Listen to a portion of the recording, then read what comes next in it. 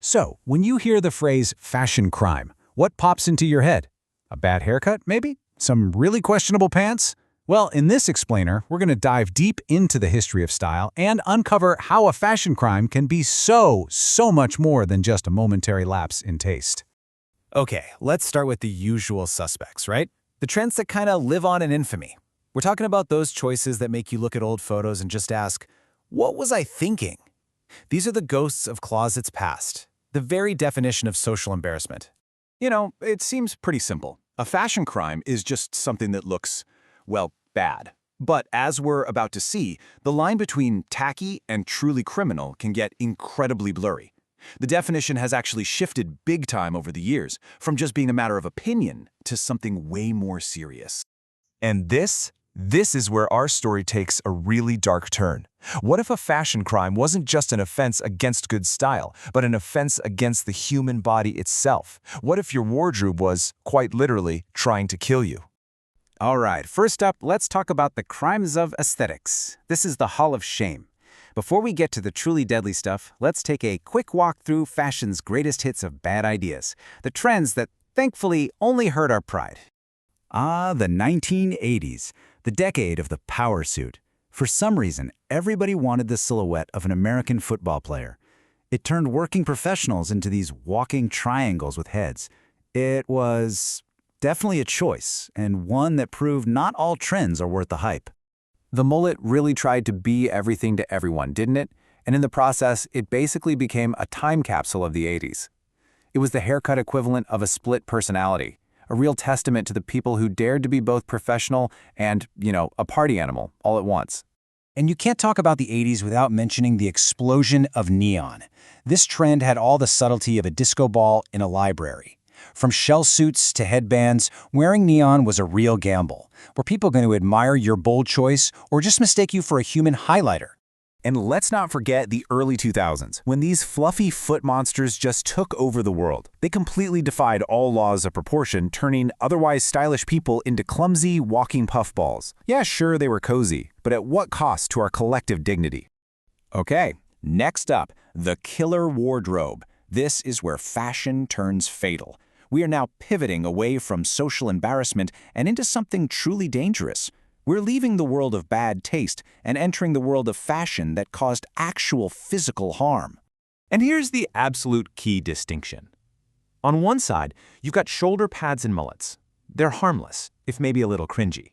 But on the other side, you have clothes that literally poisoned, maimed, and even incinerated the people who wore them. The stakes are about to get a whole lot higher. So let me introduce you to our prime suspect, Scheele's green. In the 19th century, this shimmering emerald color was an absolute sensation. But that brilliant hue came from a really deadly ingredient, arsenic. As women would wear these beautiful gowns, they'd sweat, and the arsenic would literally get absorbed right through their skin, leading to sores, nausea, and chronic organ damage. This quote from the British Medical Journal is just absolutely chilling. And believe me, it was not an exaggeration. One report from the time found that a single fashionable headdress could contain enough arsenic to poison 20 people. This wasn't just a dress, it was a weapon. 3,000. That is the estimated number of women killed by crinoline fires in England in just one decade. These massive steel-hooped skirts were incredibly flammable. If a woman stood too close to a fireplace, the oxygen circulating under the hoop would just fan the flames, turning her into a walking inferno. Honestly, the entire Victorian wardrobe was a chemical minefield, and arsenic was far from the only culprit. Hatmakers were using mercury to process felt, which led to tremors and paranoia, and that's actually the origin of the phrase mad as a hatter. And on top of that, women were using lead-based powders for that pale complexion, which slowly poisoned them and decayed their skin. All right, let's move on to crimes of conscience, exploitation as an accessory. Here, the definition of a fashion crime expands again. It's not just about what harms the wearer, but about what harms others, ethically, culturally, and morally. Take the bustle, for instance. Historians now argue that this trend is directly linked to the exploitation of Saartjie Baartman, a Khoikhoi woman who was horrifically exhibited in European freak shows. The bustle essentially turned a black woman's natural physique into a fashion accessory for wealthy white women, framing it as a crime of both cultural and physical theft. And, as our collective conscience evolved, so did our definition of a fashion crime.